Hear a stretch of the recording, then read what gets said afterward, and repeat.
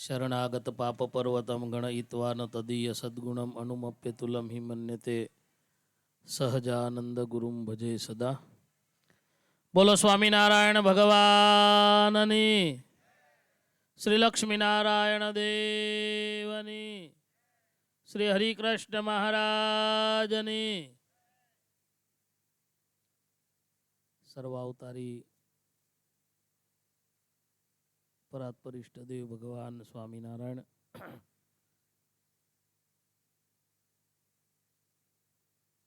लक्ष्मीनारायण देव द्विशताब्दी महोत्सव अंतर्गत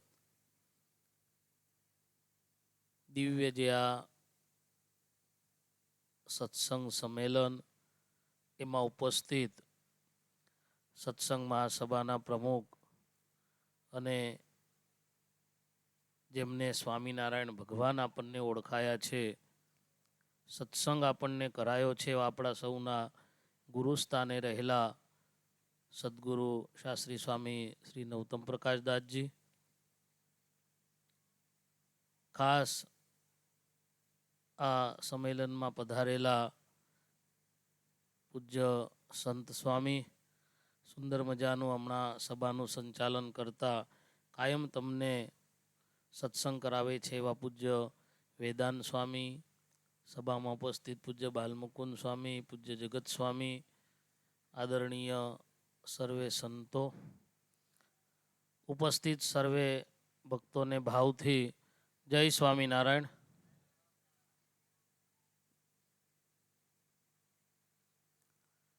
વાલા ભક્તો, અહીંથી પૂજ્ય સ્વામીએ સ્વામિનારાયણ ભગવાનનો મહિમા, વડતાલ ધામનો મહિમા બતાવ્યો। આપણે સૌ અહીંયા ઉપસ્થિત થયા છીએ, નિમિત્ત છે લક્ષ્મીનારાયણ દેવ દ્વિશતાબ્દી મહોત્સવ। આપણે સૌ ભાગશાળી છીએ। આ પૃથ્વીની ઉપર ઘણા બધા સંપ્રદાયો છે, ઘણા બધા મંદિરો છે,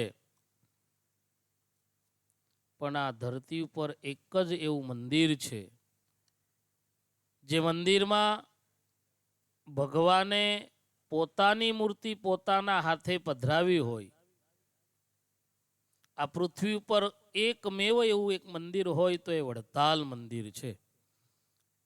બીજા બધા મંદિરોમાં મોટા મોટા મંદિરો છે, દ્વારકાની અંદર મોટું મંદિર છે, અંબાજીમાં મોટું મંદિર છે, બદ્રીનારાયણમાં મોટું મંદિર છે, રામેશ્વર, જગન્નાથપુરી, મોટા મોટા તીર્થોમાં ભવ્ય મોટા મોટા મંદિરો છે, જ્યાં ભગવાનના અનેક સ્વરૂપો છે, પણ પોતે પોતાનું સ્વરૂપ પધરાયું હોય એવું આ પૃથ્વી પર કોઈ તીર્થ હોય, કોઈ સ્થળ હોય તો એ વડતાલ છે। અને એ વડતાલના આપણે સૌ અનુયાયીઓ છીએ। વડતાલને ફોલો કરનારા, વડતાલને માનનારા આપણે સૌ છે, એટલે આપણે સૌ ભાગશાળી છીએ। અહીંથી પૂજ્ય સ્વામીએ એ સ્થાનનો મહિમા, લક્ષ્મીનારાયણ દેવનો મહિમા, જે ભૂમિ ઉપર સ્વયં લક્ષ્મીજીએ તપ કર્યું છે એનો મહિમા બતાવ્યો। અને એવા લક્ષ્મીનારાયણ દેવ અને સ્વામિનારાયણ ભગવાને પોતાનું સ્વરૂપ જે હરિકૃષ્ણ મહારાજ આપ્યું છે, એને જ્યારે 200 વર્ષ પૂર્ણ થતા હોય, જે દિવસે સ્વામિનારાયણ ભગવાને આ દિવ્ય સ્વરૂપોની પ્રતિષ્ઠા કરી, એ દિવસે ખબર નહીં આપણે હઈશું કે નહીં। કદાચ કોઈ જીવજંતુના રૂપમાં, પશુ પક્ષીના દેહમાં હશું, અને એ પુણ્યના પ્રતાપે કદાચ ફરી સત્સંગમાં આવવાનું થયું હોય ને ભગવાન ઓળખાયા હોય, પણ આ વખતે આપણે સૌ ભાગશાળી છે કે એ જ સ્વરૂપોના 200 વર્ષ જ્યારે પૂર્ણ થતા હોય ત્યારે એ દ્વિશતાબ્દી મહોત્સવનો લાભ આપણા જીવનમાં આવ્યો છે। અહીંથી જેમ સંતો આજ્ઞા કરે, પૂજ્ય સ્વામીની આજ્ઞાથી વેદાંત સ્વામી હોય, જગત સ્વામી હોય, પૂજ્ય ધર્મપ્રકાશ સ્વામી હોય, જે રીતે આપણને આદેશ કરે, અહીંથી આદેશ કરવામાં આવ્યો કે 12 દિવસ સુધી આપણે સેવામાં રહેવાનું છે। વાલા ભક્તો, જીવનની અંદર સેવા કરવી એ બધાયના ભાગમાં આવતું નથી. મોટા મોટા શહેરોની અંદર દેશ વિદેશમાં રહેતા ભક્તો એ પૈસા આપી જાણે પણ દૈહિક સેવા એમનાથી થતી નથી. અને શાસ્ત્રો એવું કહે છે કે આપણે સંપત્તિથી પૈસાથી સેવા કરીએ એના કરતાં પણ દૈહિક સેવા જે કરીએ છીએ એનાથી ભગવાન વધારે રાજી થાય છે. એનો મતલબ એવો નથી કે કોઈ પૈસા ન આપવા, પણ જે પૈસાથી સેવા કરી શકે છે, સંપત્તિથી સેવા કરી શકે છે, આપણી પાસે દૈહિક સેવા જો હોય તો એનાથી ભગવાન વધારે રાજી થાય છે. એટલે બની શકે એટલા વધારે ને વધારે ભક્તો આપણે વડતાલ સમૈયામાં જઈએ, વડતાલ એ દ્વિશતાબ્દી મહોત્સવ ઉત્સવમાં જોડાઈએ, સેવામાં જોડાઈએ. આપણે અહીંયા પ્રારંભની અંદર સરસ મજાની અહીંથી ધૂન બોલાવી, સ્વામિનારાયણ નામની સુંદર ધૂન આપણે અહીંથી ગાઈ. સ્વામિનારાયણ નામની અંદર એટલી શક્તિ છે, એટલી તાકાત છે. સત્સંગી ભક્તો જે બેઠા હશે એને ખબર હશે, જે સ્વામિનારાયણ નામ લેશે તેના બધા પાતક બાળી દેશે. આ નામની અંદર એવી શક્તિ છે, એવું સામર્થ્ય છે. જીવનની અંદર ગમે તેટલા નાના મોટા પાપ થયા હોય એ બધાય બળીને ભસ્મીભૂત થાય છે. આમ તો ભગવાનના નામમાં શક્તિ એટલી બધી છે, તમને નાનું એવું દ્રષ્ટાંત આપીને સમજાવું. ભગવાનના નામમાં કેવી શક્તિ છે. રામાયણ બધાએ જોઈ છે. રામ નામથી પથ્થરો તર્યા એ બધાને ખબર છે. રામાયણની અંદર રામ નામથી પથ્થર તર્યા એટલું જ નહીં, આખો સેતુ બન્યો, આખો બ્રિજ બન્યો. એ પણ ભગવાન રામની જે વાનર સેના હતી એ વાનર સેનાએ એક એક પથ્થર ઉપર રામ લખી અને સમુદ્રમાં પાણીમાં નાખ્યો. પથ્થર તરવા લાગ્યા અને એનાથી આખો બ્રિજ બન્યો. રામ નામથી કેતા ભગવાનના નામથી પથ્થર તરે તો માણસ ન તરી શકે? રામાયણની અંદર બહુ સુંદર એક પ્રસંગ છે. આ વાત લંકાની અંદર ખબર પડી એટલે રાવણની જે સેના હતી એ બધા ડરવા લાગ્યા, ભયભીત થયા. એમને એવું થયું કે આ રામની સેનામાં એટલી બધી તાકાત છે, પાણીની અંદર પથ્થર નાખે તો એ રામ નામથી પથ્થર પણ તરી જાય તો એ રામ કેવા શક્તિશાળી હશે, કેટલું એનામાં સામર્થ્ય હશે. પથ્થર કોઈ દિવસે પાણીમાં તરે? ઘરે જઈને અખતરો કરજો, ડોલમાં પાણી લેજો ને પથ્થર નાખી જોજો.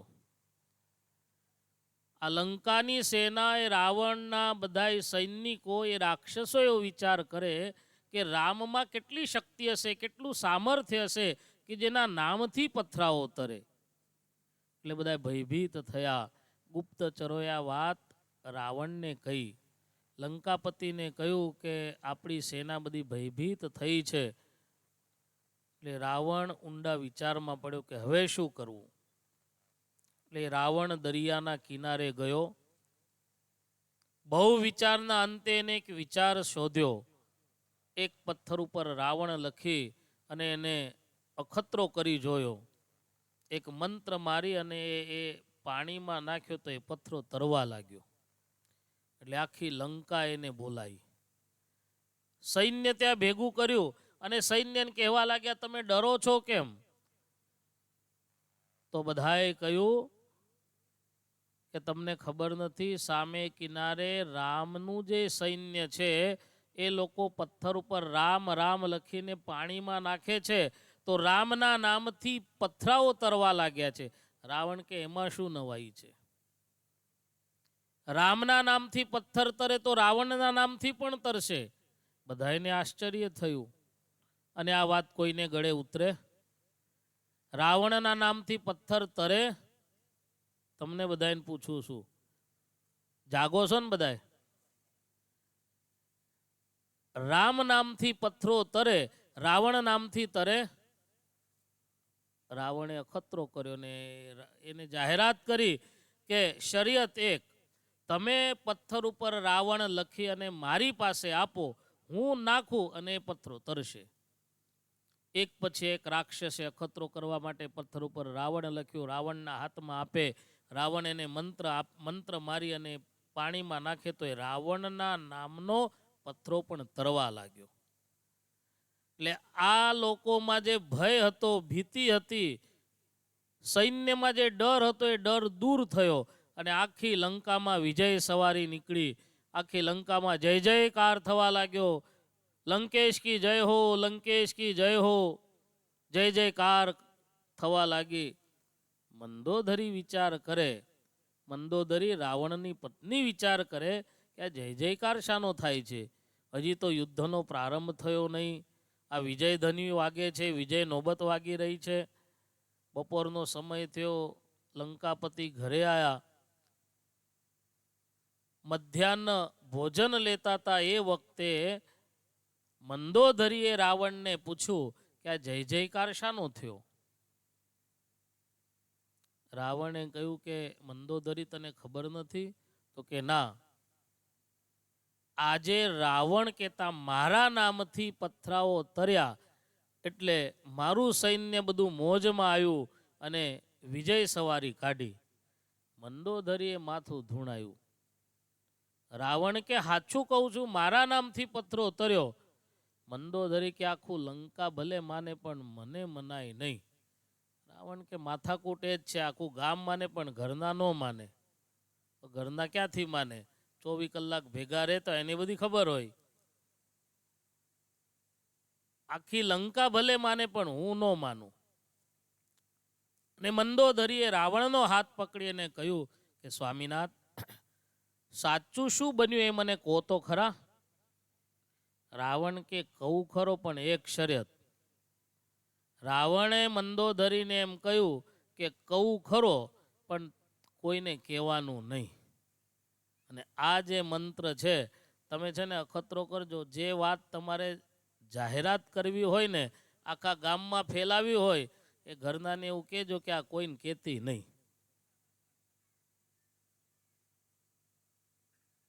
વગર સમાચાર પત્રે, વગર ટેલિવિઝને આખા ગામમાં વાત પસરી જશે. હવે રાવણે મંદોદરીને એમ કહ્યું કે કોઈને કહેતી નહીં, પણ એને કીધું હશે તો જ આપણા સુધી વાત આવી ને.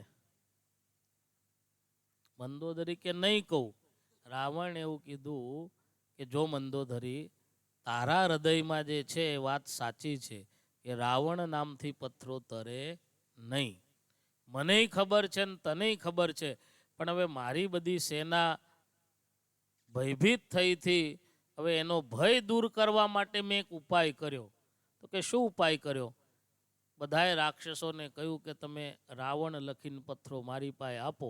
મેં પહેલાં ખતરો કરી જોયો, રાવણ લખ્યું અને પથ્થરને કહ્યું કે મને ખબર છે કે રાવણ નામથી પથ્થરો તરવાનો નથી, પણ હે પથ્થર, આ રાવણ લખેલા પથ્થરને હું રામના સોગંદ આપું છું. જો તું પાણીમાં નહીં તર્યો તો તને રામના સોગંદ છે.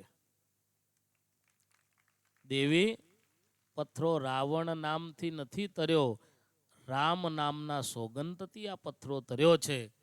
ભક્તો, કહેવાનો ભાવાર્થ, જે આપણે ધૂન કરીએ છીએ, હાલતા ચાલતા, ખાતા પીતા, ઉઠતા બેસતા, કદાચ આપણને બીજા શાસ્ત્રનું જ્ઞાન નહીં હોય તો ચાલશે. ભાગવત, ગીતા, વચનામૃત, આ મહાગ્રંથોનું જ્ઞાન કદાચ ઓછું હશે, નહીં હોય, પણ ભગવાનના નામનો મહિમા જે પ્રેમથી ગવાય છે, આપણે પૂજ્ય સ્વામીને, પૂજ્ય નૌતમ સ્વામીને જેટલા ધન્યવાદ આપીએ એટલા ઓછા છે. એકવાર તાલીઓથી સ્વામીનું આપણે પૂજન કરીએ, વધાવીએ. આ વિસ્તારની અંદર સ્વામિનારાયણ ભગવાન કોણ છે? આ ઉજળો જે સંપ્રદાય છે, સનાતનીય જે સંપ્રદાય છે, જે સ્વામિનારાયણ ભગવાન આપણને શુદ્ધ બનાવે છે. દારૂ, માટી, ચોરી, અવેરી, વટલવું નહીં, વટલાવું નહીં, આ જે પંચવર્તમાન છે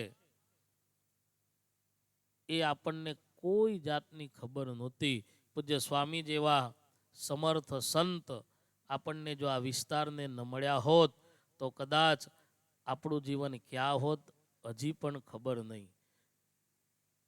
સ્વામીએ કૃપા કરી અને એવા સંતોને અહીંયા મૂક્યા છે જે સતત, એ પછી વેદાંત સ્વામી હોય, જગત સ્વામી હોય, ધર્મપ્રકાશ સ્વામી હોય, એમનું સમગ્ર જે સંત મંડળ, નાના નાના સંતો, હમણાં તો 2 સંતો વિદેશ ગયા, એ સંતોએ પણ અહીંયા ઘણી મહેનત કરી છે. પૂજ્ય સ્વામીના આશીર્વાદથી આપણને કદાચ બીજું બહુ ઊંડું જ્ઞાન નહીં થાય તો વાંધો નથી, પણ ભગવાનના નામનો મહિમાને, સ્વામિનારાયણની ધૂન જો આપણે ગાઈએ છીએ, જો ભાવથી એ ધૂનને ગાશું ને, તો એ જેમ પેલા જળ, પથ્થર પાણીમાં, દરિયામાં તર્યા, એમાં ભવસાગરમાં તરતા આપણને વાર નહીં લાગે.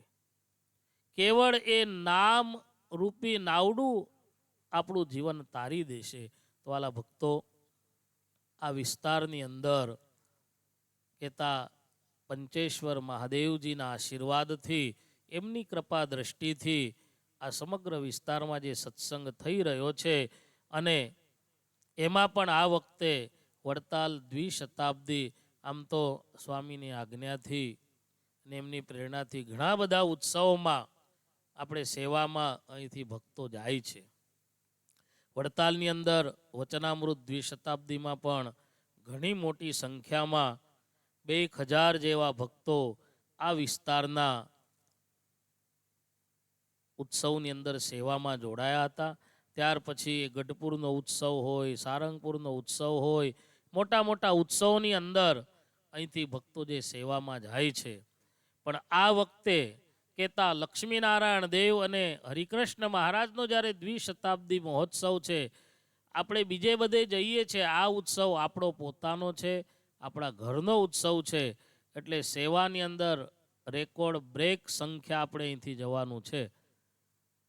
ચારેય બાજુ બધેથી, આમ તો આખા ગુજરાતથી, આખા ભારતભરમાંથી બધાય ભક્તો ત્યાં સેવામાં જોડાવાના છે, પણ સૌથી વધારે આપણી આ પંચેશ્વર મહાદેવજીનું જે મંદિર છે, અને પૂજ્ય સ્વામીના આશીર્વાદથી અહીંયા જેટલા પણ ગામડાઓમાં સત્સંગ ચાલે છે, તો દ્વિશતાબ્દી મહોત્સવની અંદર સૌથી વધારે સ્વયંસેવકોની સંખ્યા આપણી હોવી જોઈએ, એવું અત્યારથી તમે મનમાં દ્રઢ સંકલ્પ કરો તો એ સ્વામીના આશીર્વાદથી શક્ય બનશે.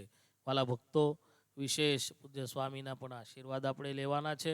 ભગવાનના ચરણોમાં પ્રાર્થના કરું કે આ વિસ્તારની અંદર જે સ્વામીના માધ્યમથી સત્સંગ થઈ રહ્યો છે, વડતાલવાસી લક્ષ્મીનારાયણ દેવ હરિકૃષ્ણ મહારાજના ચરણોમાં પ્રાર્થના કરું કે આ એકદમ ભોળા હૃદયના ભક્તો છે. ભગવાન એ ભોળાના હોય છે.